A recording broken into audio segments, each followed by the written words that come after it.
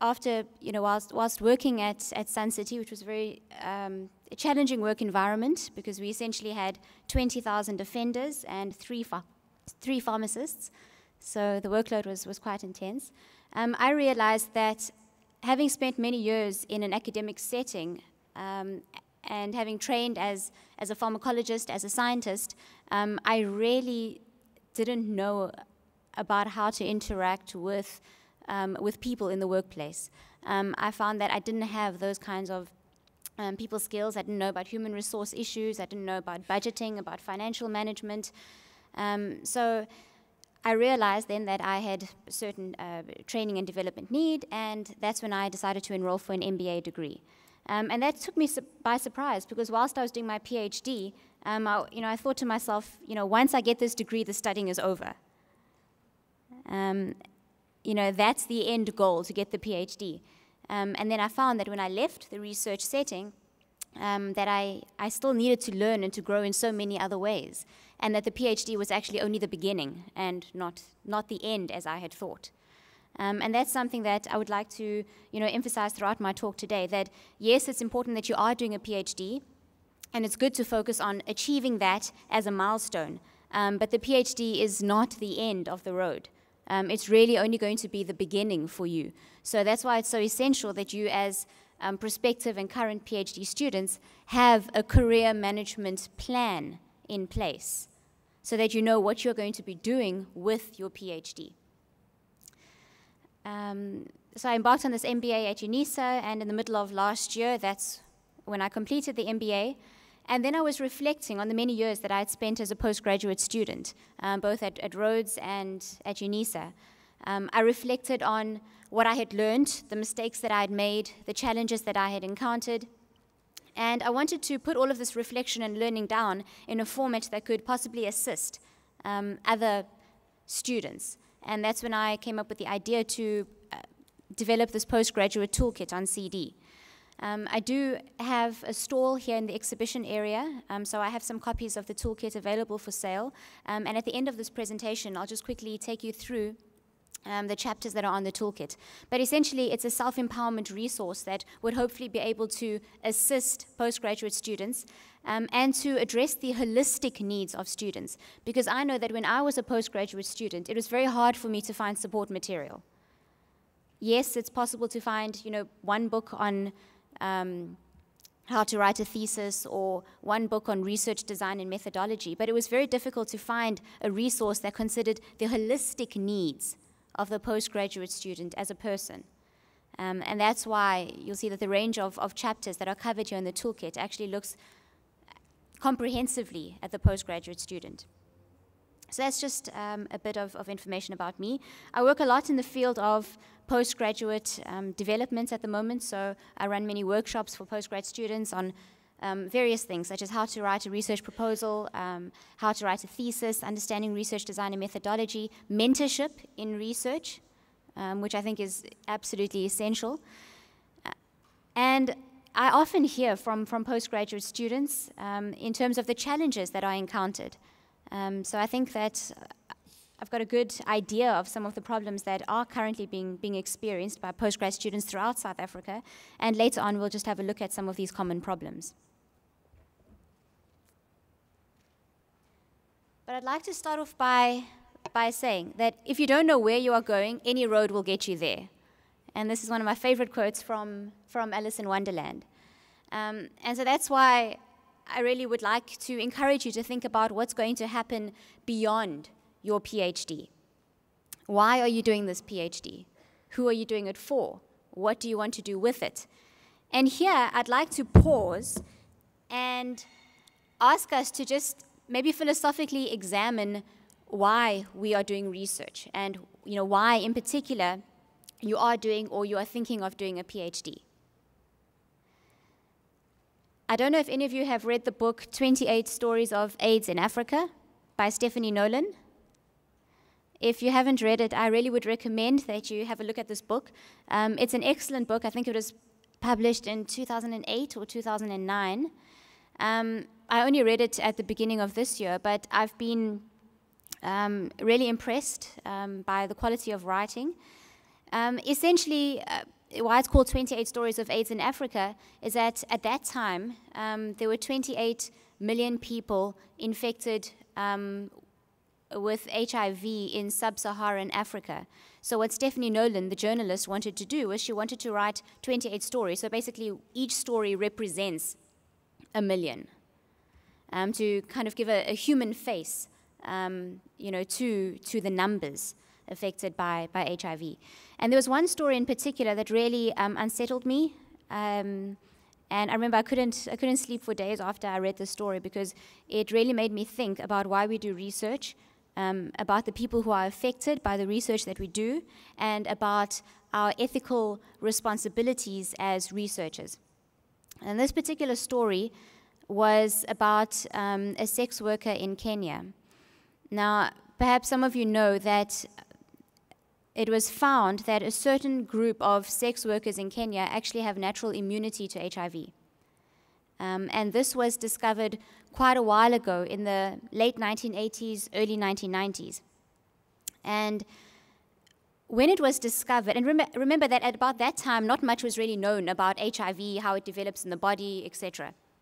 And when it was discovered by the medical community that these women had natural immunity to HIV, the place that they lived and worked in Kenya, which was a very poor area, was you had hordes of medical scientists and researchers descend onto this very poor area, to do research.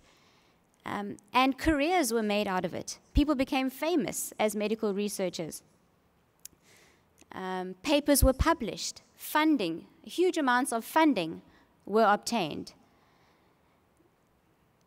And a lot of what we actually know today about the progression of HIV, about the immune system, how the immune system works when someone is infected, etc., a lot of what we know today is actually based on research that was done on those women. So those women contributed quite a bit to medical sciences and the advances that were made in the understanding of the immune system and HIV. And Stephanie Nolan, in describing the life of this woman, she talks about how researchers became famous and money was made and papers were published and all of that. And then she says that medical science has gained so much from these sex workers. And she said, yet, at the time of writing the story in 2008, 2009, this particular woman was still a sex worker 30 years, almost 30 years later. And she then asked the question, why is this so? Did the medical researchers not have an ethical responsibility or obligation to do something? Especially since the medical science community has actually gained so much from these women. So I thought that was quite a profound question, and it really made me think about, when we do research, who are we doing it for? What are the obligations that we have to our study participants, to other stakeholders, people in the community? And Stephanie Nolan was then she had an interesting thought. She said that maybe the researchers actually had a vested interest in maintaining the status quo. Because if they maintain the status quo, then those women would always be there. So their participants would be there. The rates of possible HIV exposure to HIV would be high. Blood samples could easily be collected, etc. It's the same participants, so you can track them over time. So she wondered then if perhaps there was this vested interest. And what Stephanie Nolan, the journalist, then did was that she interviewed 2 academics to find out, what they thought about this issue and what they thought about the possible ethical issues and ethical responsibilities of the medical researchers. One of the academics she interviewed was a Western academic, and he said, this is very unfortunate, this is very sad, but it's not our responsibility as researchers to be able to do anything here because the problem is too large. The Kenyan government needs to do this, or Kenyan civil society needs to do this. So he essentially said that, as the researcher, you are just concerned with your narrow field of study. And, and I'm not saying that there's a right answer here or there's a wrong answer, but I think it's important we start thinking about these issues. And then the second academic that Stephanie Nolan interviewed was a Kenyan professor. And she felt very strongly that the researchers did have an ethical obligation to the study participants. So what she did was that she actually found some seed capital, and she started a little project in which she was able to get, I think, 80 out of 120 sex workers to start their own small businesses. And those actually proved sustainable. So she was able to offer them, or to help them get empowered so that they had an alternative means of employment. So, on a small scale, but something was done. So I think I found the story very, very unsettling, and it made me really think about why we do research. Yes, it's very nice to have a PhD, and there's the glamour that goes along with it, but, ultimately it needs to be about more than that.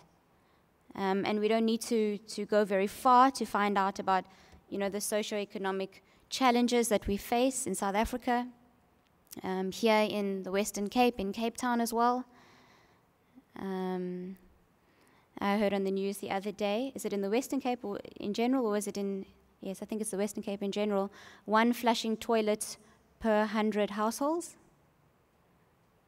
So I think we need to think about how we as researchers can be contributing to meeting some of these socioeconomic injustices. So in my presentation today, I'm just going to give you a bit of background in which I'm going to touch on some of the statistics that Dr. Maharaj mentioned earlier and just try to unpack them a bit more. Then we'll look at some common problems that are experienced by postgraduate students. I'll give you some tips, things that have worked for me. And then finally, we'll have a quick look at the postgraduate toolkit on CD.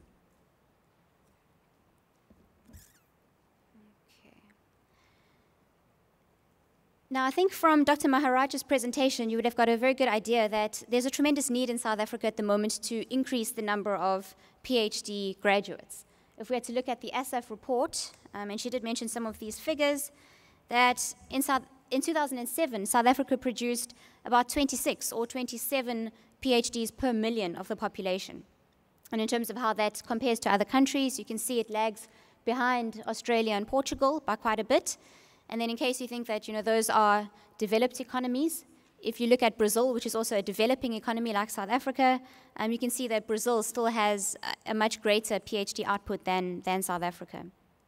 So we therefore need, there's a critical need to increase the number of postgrad students in South Africa.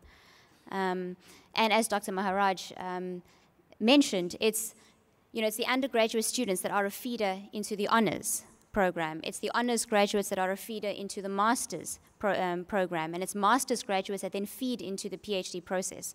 So it's a long pipeline, and we need to address that, from the earlier stages as well.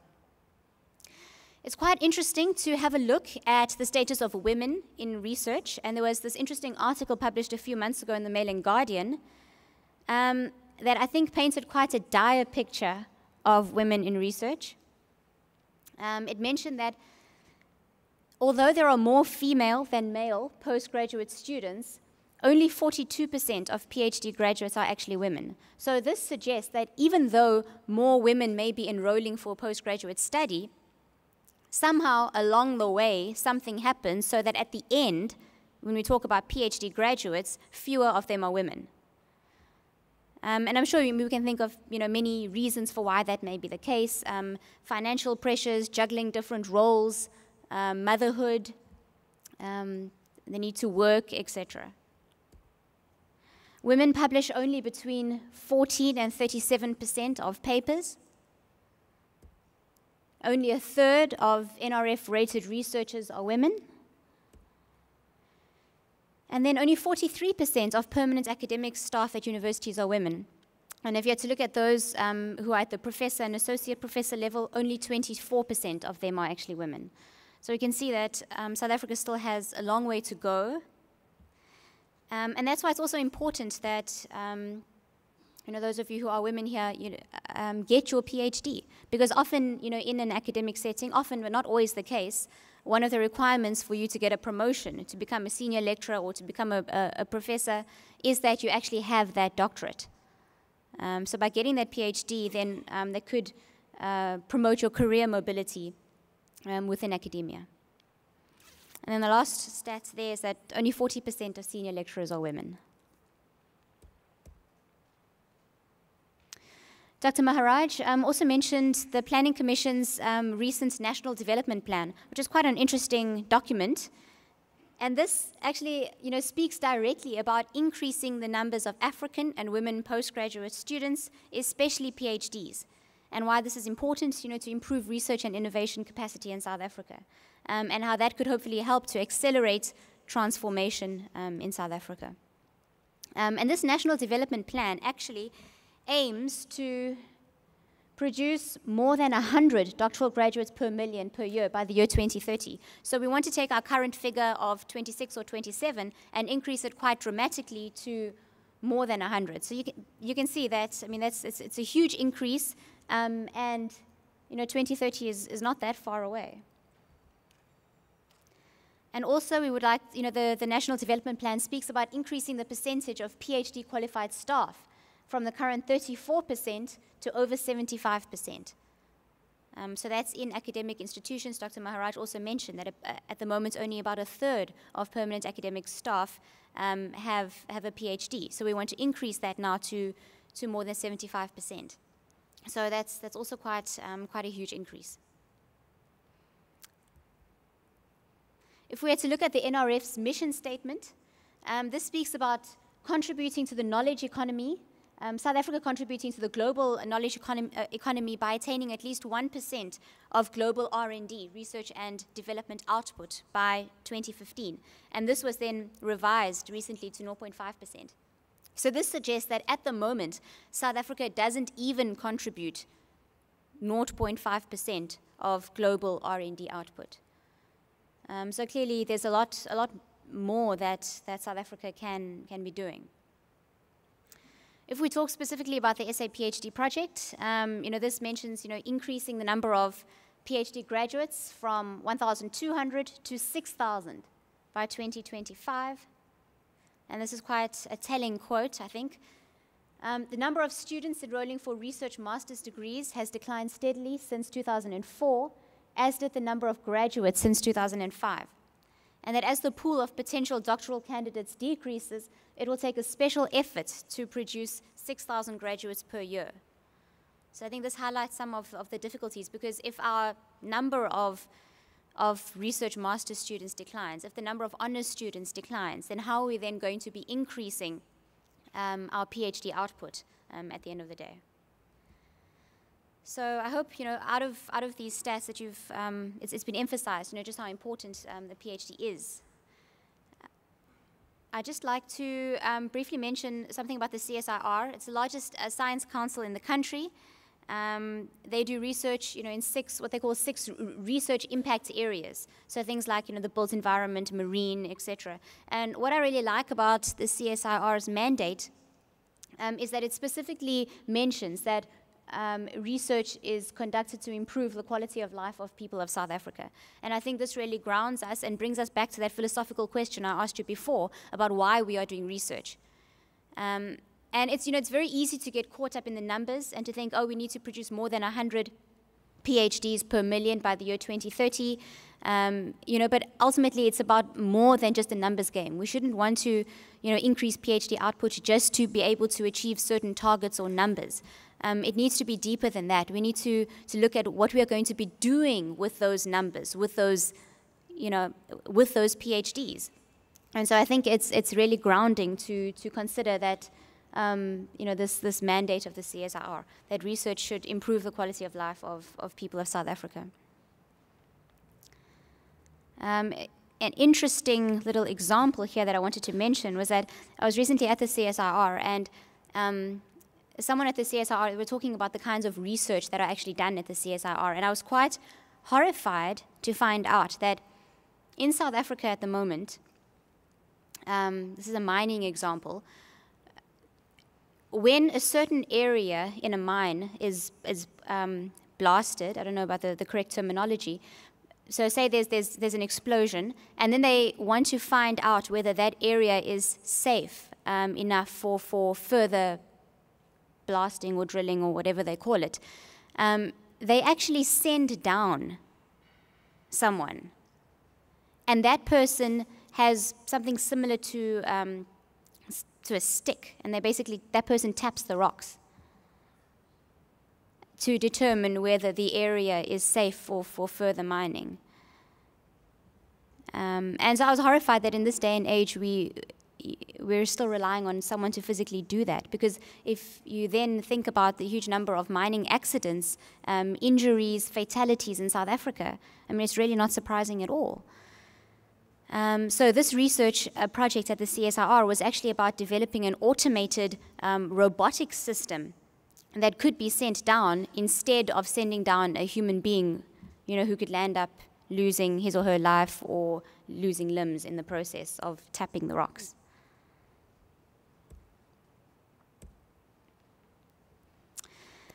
So then, as I've mentioned, your PhD has implications for a number of stakeholders, and is important for many people, not just for yourself. Now, some common problems that are experienced by postgraduate students. These are problems that, yes, I've experienced myself, but also what I've witnessed. I have a lot of involvement with, with postgraduate students at various universities in South Africa. I do a bit of lecturing in pharmacology. I run a number of workshops, as I've mentioned. And students write into me very frequently with their problems. And the one that I hear about all the time is the student-supervisor relationship.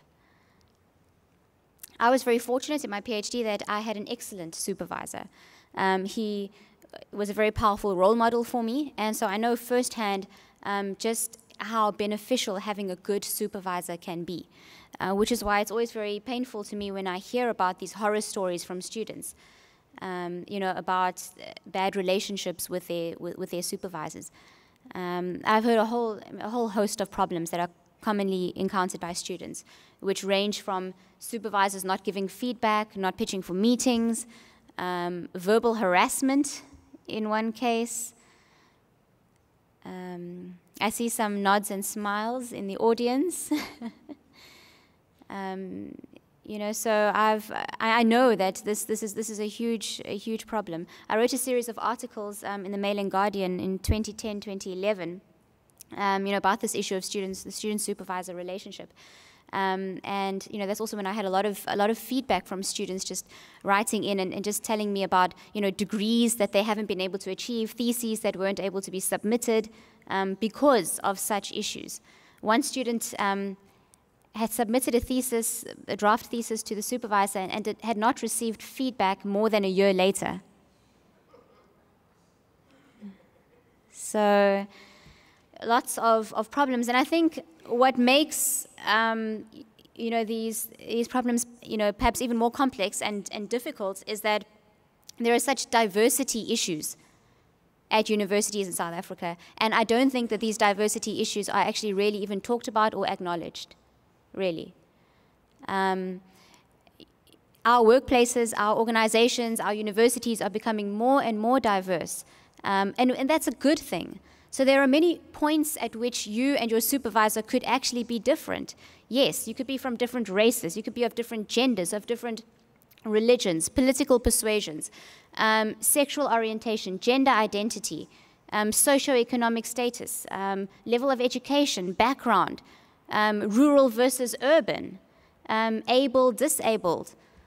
So there are many points at which you and your supervisor could be different, and if these differences are not managed sensitively, it could lead to all sorts of issues. And I think the student is the more vulnerable party. With the way it's a power imbalance in the student-supervisor relationship. You as the student, unfortunately, are the more vulnerable party because you need the degree. And I think that there's a need at universities for supervisors, for academics to actually undergo diversity training, diversity management training. I also think that in many institutions, there aren't sufficient mechanisms of accountability that have been developed. These mechanisms would actually hold supervisors accountable for the quality of supervision that they provide. So that's, I think, unfortunate. But this is also where, different stakeholders can come in. I mean, the NRF, for example, the NRF is a major funding body. So perhaps the NRF could look at, developing or highlighting, pressing universities to develop such accountability mechanisms, because the NRF is giving universities a lot of money.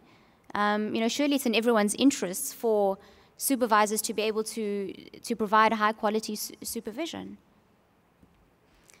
So sometimes, another issue that I've heard, deeper institutional issues, perhaps inadequate support, whether it's from your research office or from the faculty or department in which you are registered. Sometimes also, to be fair to universities, sometimes there are initiatives such as postgraduate development workshops, etc., but students just don't know about them. So I think there may be communication problems in actually getting out the message to the larger student body that such resources and services are available. Another common problem, funding. Funding is a huge problem, and I'm sure that maybe it's happened to you, and maybe you know of people who actually haven't been able to complete their studies because of funding. Another big one is time management, a huge problem. When I was doing my PhD, I was fortunate because I did it full-time, and I think when you do a postgraduate degree full-time, I certainly at least didn't realize how lucky I was, because I was able to actually do my research, throughout the day. It was when I was doing my MBA and I was working at the same time and having to juggle so many different roles and responsibilities, that's when I realized how difficult it is to work and study. So the issue of time management is absolutely essential. And when we talk about tips later on, I'll tell you that there are certain sacrifices that you'll have to make. Although I don't think of them as sacrifices, I think of them as choices. You're choosing to make the sacrifice. Then I've also heard many students say, I don't know how to do this. I don't know how to search for literature. I don't know how to write the literature review. I don't know how to write the thesis. So yes, there could be those training and development needs on the part of students. Stress management, it's a huge one. Reasonable accommodation for persons with disabilities. Let me give you an example here. I know of a postgraduate student who was recently diagnosed with cancer, and he was debating whether or not to disclose to the university that he had cancer. And he asked me what I thought, because he and his family did not want to disclose to the university that he had cancer. And the reason for this was that he was in the final year of his postgraduate degree, and what happened in this particular department is that in the final year, recruiters would come along. The top companies would come along, CVs of students would be passed around, and he was worried that if word got out that he had cancer, even though he was being treated quite successfully for it, and the kind of cancer that he had was actually, can be completely cured, he was worried that if word got out that he had cancer, that it would actually affect his chances of employment. So he was therefore reluctant to disclose his diagnosis. And I told him, no, I think that you should disclose to your department that you have cancer, because the university has an obligation to reasonably accommodate you. If they are aware of what your problem is, then they could be more flexible with you. For example, submitting certain thesis chapters. They may give you extra time. They may be more flexible in terms of scheduling and, when you're expected to hand things in. So that's an example of reasonable accommodation. And then also many students, struggle in juggling various roles. For example, the studying, which is very intensive. Then, your family commitments, your work commitments if you're an employee, and then also your personal time for yourself. I found, this is something that I also experienced in my PhD, was that often postgraduate students may tend to neglect their own health. So in other words, you may not get enough sleep, you may not be eating properly. And I mean, that could have long-term implications for your health. You know, for example, if your blood glucose levels are not well controlled, you know, how easy is it going to be for you then to work and to feel productive? You know, you're going to be tired and you're going to be feeling sick. And that could affect your progress in conducting your research and writing up your thesis. And then other common problems that could be experienced, you know, we've mentioned health problems, risky behavior. And I'm sure that you can think of a whole host of other problems that may be experienced. So what you can do, I mean, you can play around with this, customize it for yourself. Essentially, I've asked you to outline various goals and then plan to achieve each goal. So this first one, A, my career development and enrichment goals. And you can see here I've given you various time frames. Within 1 year, 3 years, 5 years, 10 years. You can adjust it, make it 20 years as well. Try and think long term. What are you going to be doing with this PhD? This PDC was actually modeled on a very inspiring gentleman that I know who at the age of 19 had a 20-year written plan for himself. And his plan was that in 20 years' time, he would be a director of a multinational company. And he actually got there in 18 years instead of 20. So I thought that if someone like that can have a written plan for himself at the age of 19, then surely we can try as well. And for each goal, you would then have a personal action plan to achieve that goal. And the personal action plan consists of all the key activities that you would need to perform in order to achieve that specific goal. And you can see that for each key activity, you would look at what resources do you need, what are your time frames, what are the possible things that could go wrong, the risk factors, and then finally your contingency plans to address or prevent those particular risks. So section A was your career-related goals. Section B, and I've customized this for you as researchers, as PhD students, my postgraduate study or research goals. And here I've just given you a few. You can change the wording, add in others if you want to. But if you look here, mapping out my postgraduate study plan on an annual basis, planning my research goals on a 6-monthly or annual basis, that's really important because otherwise you may think, okay, this is a 3 or 4 year PhD. It's so much time. And before you know it, the 3 or 4 years are up and you're not ready to submit. So that's why it's absolutely essential that you start planning your activities right from the very beginning. The third one, enrichment of my career as a researcher or academic. Building my portfolio of evidence as a researcher or academic. This is something that your portfolio of evidence that you need to keep current all the time. And then for each goal, you would then do a personal action plan. And then likewise, you would look at the resources, time frames, etc. So that's customized for you as researchers. Then section C, goals for the family. What was D? D, economic or financial goals. E, personal development goals. F, wellness or health goals. And you can add in other goals that you may have that I haven't thought about there, or maybe some of them you may feel are not relevant to you. But you can see that with the PDC, I'm encouraging you to think holistically about all the different aspects of your life and what you would like to achieve. This is a very personal document, so if you don't want to share it with anyone, that's fine.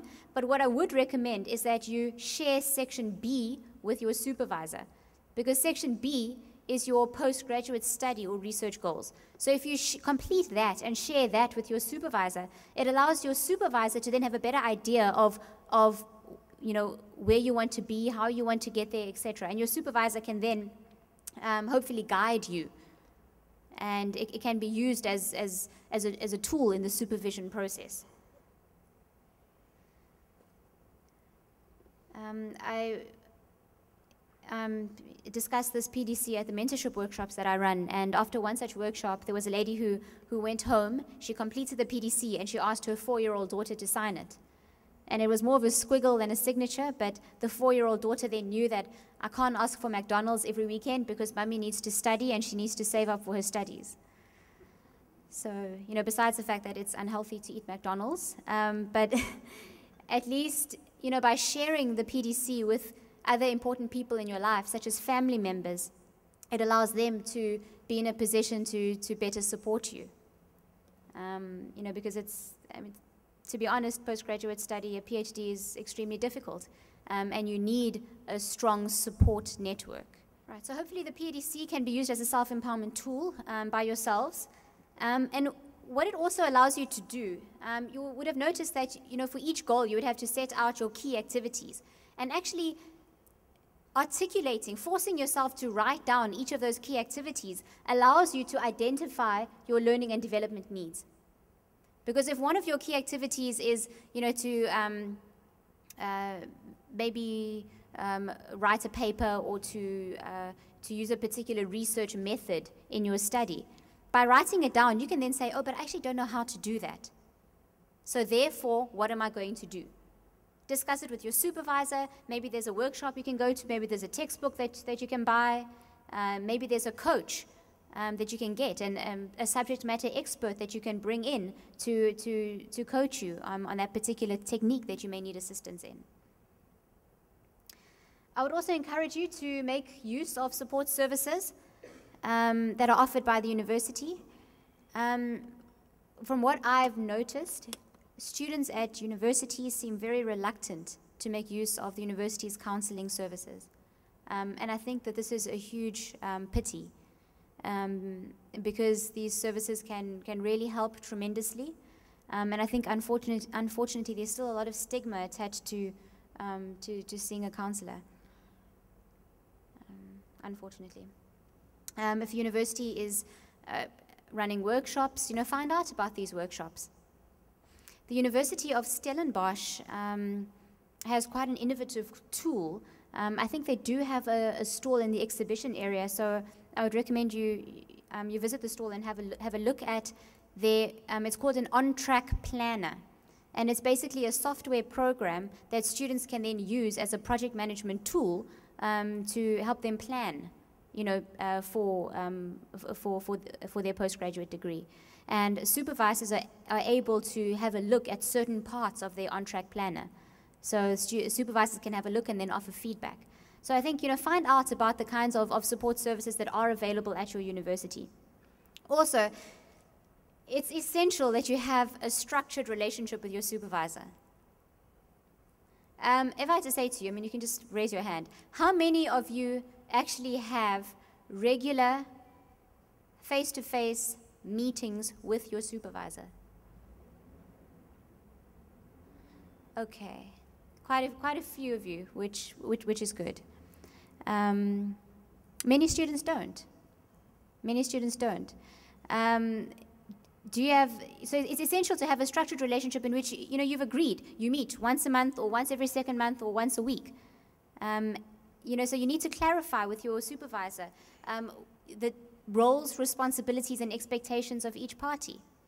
I know of far too many students who just, they don't know what the supervisor expects of them. They haven't told the supervisor when they're planning to submit their thesis, etc. They just, so there's no plan, there's no structure to that relationship. So there's a lot to be said for having regular face-to-face meetings. If face-to-face meetings are not possible, and if you're in different geographical locations, then consider using tools like Skype, telephonic meetings if necessary, emailing, also so that you build up a paper trail from your side. I was just speaking to a student recently who said that she's been submitting things to her supervisor, and the supervisor doesn't even acknowledge receipt of the email that she sends. And I see some nods in the audience. So I said to her that it's important from your side, carry on sending it to him. So don't stop emailing him because you think that he's not responding. The emails are important because they also serve as proof that you as a student from your side have actually, been submitting these chapters. So that later on, when there's a problem, or if you need to escalate this and talk to your head of department, you've got proof from your side that you've done your bit. I would really suggest that you write up your thesis as you go along. Don't leave it right to the end. Many students, and I'm from pharmacology, and many people in the sciences, the approach that many students take is, let's get the lab work done. Let's get the field work done first, and then we'll write up the thesis in the last 4 to 6 months of the degree. I would strongly discourage that. One of the reasons why I was able to submit my PhD thesis 4 months before it was due was because I told my supervisor right at the beginning of my degree, I told him, I know that the other students here, get their lab work done first and then they write up their thesis. And I told him that I'm going to have a different approach because that's going to put me under a lot of pressure in the final 6 months of my degree. So what I'm going to be doing is that as I complete each study, each experiment, I'm going to be writing up that chapter and submitting it to you. Is that okay? How much time would you need to give me feedback? That's an important question that sometimes students don't ask. So once I would receive his feedback, I would work on that feedback, revise the chapter, send the revised chapter back to the supervisor, and only then would I continue with the next experiment. So that meant that by the time I finished my last experiment, the first draft of the thesis had actually been written up, and my supervisor had seen at least one draft of each chapter. So the bulk of it was written up, and then in the last 6 months, I had the luxury of the time to then sit back and edit and say, oh, well, let me just add this in, or let me take this out. I wasn't under that kind of time pressure. So I would suggest you write up as you go along. And the benefit of that also is that you get feedback in terms of what your supervisor's expectations are regarding your writing style. So the first few chapters that I submitted to my supervisor came back with a lot of red on it. There were many corrections, and I felt very disheartened. But because we went through this process over a few years, every month I'd be sending him a chapter. So by the end of it, when it came to the last chapter, he had no changes at all to make in the last chapter. He just suggested I rephrase the title of the chapter. But there were no changes at all. And that's because I had improved. My writing style had improved because I had had feedback from him over a prolonged period of time. The other thing that I did was that I wrote my literature review right at the beginning. And that helped a lot. My supervisor actually told us when we were starting out, he said, for the first 3 months, don't do any lab work. Just read. Read, become familiar with the key authors in your field, find out about the latest developments, what's happening. And I mean, that was invaluable advice. So I think all of us tried it, and I was the only one who actually read for those full 3 months. The others managed it for about a week or two, and then they jumped back into the lab because they felt that just reading was doing nothing. So they may have jumped back into the lab and may have been doing things without actually knowing, more background information about what they were doing. But I took it a step further. So in addition to reading for those first 3 months, I used it as an opportunity to write up the first draft of the literature review. So as I was reading, I was writing as well. So by the end of those first 3 months, the first draft of the lit review was done. And the literature review, you actually need time because the literature review can actually set apart one thesis from another. And it should be a substantial part of your thesis. And then obviously, because it's important that your literature review is always current and up to date, what I would then do, because I had the first draft done, is that, once a month thereafter, I would set aside a specific afternoon or a specific weekend at which I would update my literature review. So I would search for new publications since the last update. And in that way, the literature review was always kept current. And then finally, just to take you through the postgrad toolkit on CD, I do have a stall outside, so please come visit me during the breaks and during lunchtime. The normal retail price of the CD is $750, but I'm offering it to everyone here at the conference at the reduced rate of 400 Rand per CD. There are 10 chapters on the CD. The first one is on how to write a research proposal. I've got examples there of proposals from various disciplines, from honors all the way through to PhD. The next chapter focuses on how to write a grant application or funding proposal. The third chapter looks at research design and methodology, and there I've actually included the research design and methodology chapter at the end from my MBA thesis. Because I want you to get an idea of the kind of writing style that was used, the amount of detail that was given, because when it comes to writing up a research design and methodology chapter, there are 2 key issues here.